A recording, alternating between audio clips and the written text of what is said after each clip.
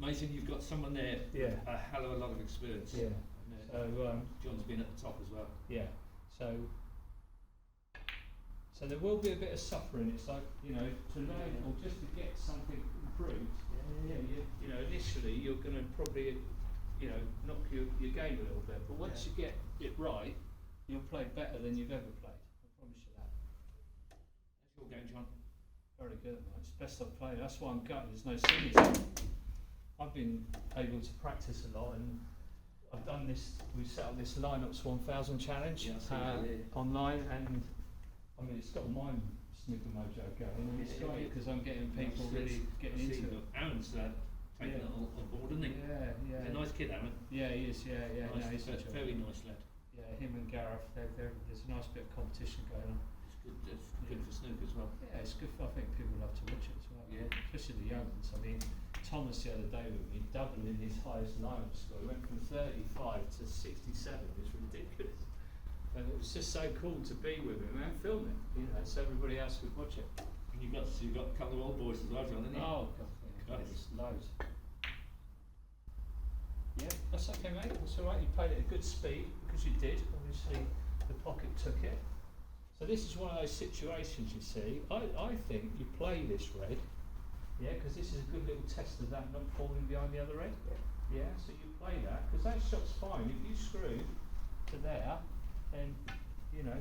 So it's a good little challenge to play those shots when they arise, so that you've got that confidence when you play them in a game. There you go. That's fine. That's okay. You can just drop that back in. Soft drop it. Well, it is. It's all right. It's just outside the half ball. Just roll it in gently. You know. And what I'm giving you now is a much straighter line to cue with. Not, you know, so you're not using the wrist. Play the black. That's all right. You'll pop that. As I said, you're just gonna pick the line, drop on it. That's good.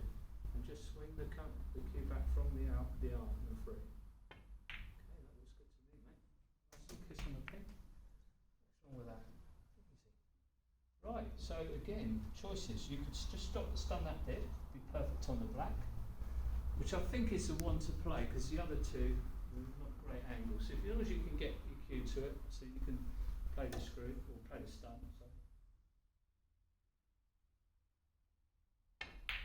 Good. This should be perfect on the black. So just low on it, which is what you want.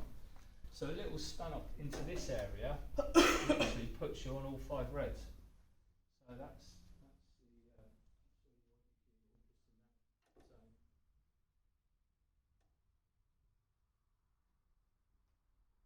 so just trust, you know, as long as you've got that foot behind the line in your head, then you know a little forward step is good putting it on that line. That's good.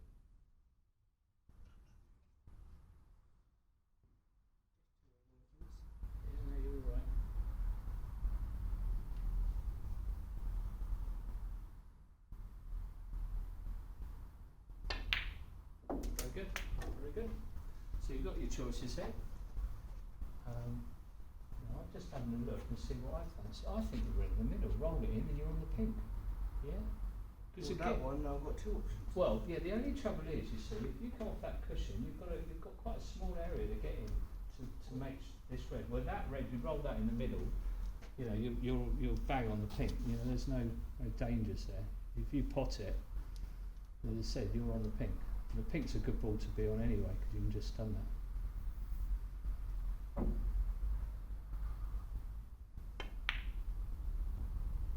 Yeah, it's looking good. Now you're on your pink. Now your pink, I mean, what you do know is you know that those 2 reds go and that red, the outside red goes. Okay, so literally you're pretty sound here. Just pop the pink because if you pot it, you're on a red. So you're trying to play precisely. Just pop it.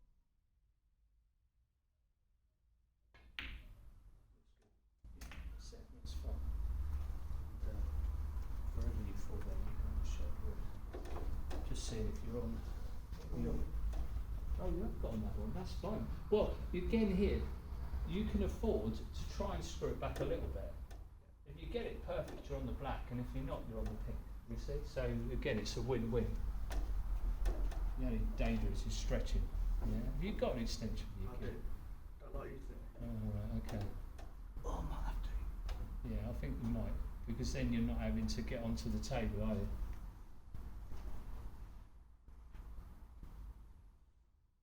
Never used my Amoeba. Yeah, well, again, I've used it about 4 times since I've had it. yeah, well, you should be using it, because you're lucky to have it. I haven't got one. And there's times I Do you miss not? it. No, I'm pretty strong with the rest though, so I tend to be quite happy just to get the rest out. Yeah, you're still going to get, yeah, to get up on the table, alright? So again, nice rhythm going. Oh, that's perfect. Now you see, that's the mindset. It's right, isn't it? Because you've got no worries now with that shot. You're thinking, right, well, if I underscrut on the pink, if I underscrut on the pink, so now, because of that, you've got perfect on the black. And that's why it's important to...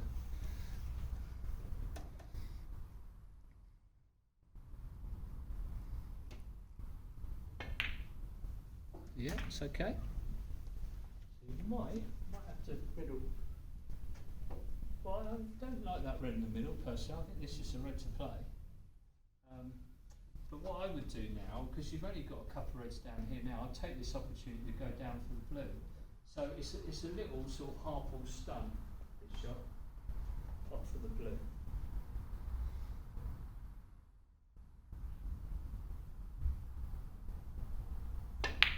Very good, very good. Yeah, it's okay. If you go too far, you're all right because you've got the ball colours as a backup. Now, what do I fancy? I'm not a fan of those yellows, so I think I'd still play the blue here. No, because you're going to be stretching again like that other shot. But this is quite nice and extra angle. Just cut the blue in, top of the cue ball, because you want it to come around these two cushions and come back down towards the rest by the green. There you go, just a little bit stronger, I think. Well, maybe not, no, that's alright, that's pretty good, isn't it? Now, decision time, what do we fancy? Because you've got a few options here.